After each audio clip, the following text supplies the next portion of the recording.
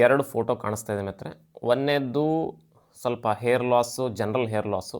ಎರಡನೇದ್ದೇನಿದೆ patchy hair loss ನಿಮಗೆ ನೋಡ್ಲಿಕ್ಕೆ ಸಿಗುತ್ತೆ. ಜನರಲ್ ಹೇರ್ ಲಾಸ್ ಏನಿದೆ ಇದು may be due to genetics ಇರ್ಬೋದು, ತಂದೆಗೆ ಹೋದರೆ ಇರ್ಬೋದು, due to bad food style, life style ಇರ್ಬೋದು, ಲ್ಯಾಕ್ ಆಫ್ ಸ್ಲೀಪ್ ಇರ್ಬೋದು, ಲ್ಯಾಕ್ ಆಫ್ ನ್ಯೂಟ್ರಿಷನಲ್ ಫುಡ್ ಇರ್ಬೋದು. ಸೊ ಕಾರಣಗಳು ಸಾಕಷ್ಟಿದ್ದಾವೆ. ಓಕೆ, ಆಯುರ್ವೇದಿಕ್ ಟರ್ಮಿನಾಲಜಿಯಲ್ಲಿ ಜನರಲ್ ಹೇರ್ ಲಾಸಿಗೆ ಖಾಲಿತ್ಯ ಅಂತಾರೆ, ಪ್ಯಾಚಿ ಹೇರ್ ಲಾಸಿಗೆ ಇಂದ್ರಲುಪ್ತ ಅಂತಾರೆ. ಇವನ್ ಇಂದ್ರಲುಪ್ತಕ್ಕೂ ಕೂಡ ಆಯುರ್ವೇದದಲ್ಲಿ ಪಿತ್ತ ದೋಷ ದೇಹದಲ್ಲಿ ವಿಶಿಯೇಟ್ ಆಗಿ ಆಗುತ್ತೆ ಅಂತ ಹೇಳ್ತದೆ.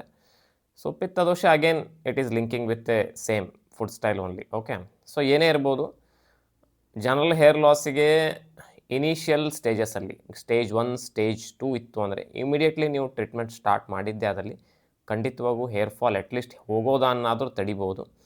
ಎರಡನೇದು ಪ್ಯಾಚಿ ಹೇರ್ ಲಾಸ್ ಅಥವಾ ಇಂದ್ರಲುಪ್ತಕ್ಕೂ ಕೂಡ ಆಯುರ್ವೇದದಲ್ಲಿ ಅದ್ಭುತವಾದ ಟ್ರೀಟ್ಮೆಂಟ್ ಇದೆ ಮಿತ್ರರೆ. ನಿಮಗೆ ಬೇಕಾದರೆ ಕೆಳಗೆ ಕೊಟ್ಟಿರೋಂಥ ವಾಟ್ಸಪ್ ನಂಬರ್ಗೆ ಮೆಸೇಜ್ ಮಾಡಿ ಅಪಾಯಿಂಟ್ಮೆಂಟ್ ಬುಕ್ ಮಾಡ್ಕೊಳ್ಳಿ, ಚರ್ಚೆ ಮಾಡೋಣ. ಎಷ್ಟು ದಿನದಿಂದ ಇದೆ, ಹೇಗಾಯಿತು, ನಿಮ್ಮ ಲೈಫ್ ಸ್ಟೈಲು, ಫುಡ್ ಸ್ಟೈಲ್ ಬಗ್ಗೆ ಚರ್ಚೆ ಮಾಡಿ, ಡಯಾಬಿಟಿಸು, ಥೈರಾಯ್ಡ್ ಏನಾದರೂ ಇದೆ ಅಂತ ನೋಡೋಣ, ಬಾಡಿ ವೇಟ್ ಎಷ್ಟಿದೆ ಕೇಳೋಣ. ಸೊ ತದನಂತರ ಒಂದು ಮೆಡಿಸಿನ್ಸ್ ಲಿಸ್ಟು ನಾನು ನಿಮಗೆ ಮಾಡಿ ಕಳಿಸ್ತೀನಿ. ಸ್ಟಾರ್ಟ್ ಮಾಡಿ.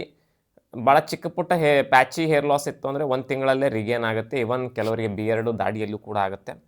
ಭಾಳ ದೊಡ್ಡ ಪ್ರಮಾಣದಲ್ಲಿ ಅತಿಯಾಗಿತ್ತು ಅಂದರೆ 3 to 4 ಮಂತ್ಸು ತೆಗೆದುಕೊಳ್ಳುತ್ತೆ.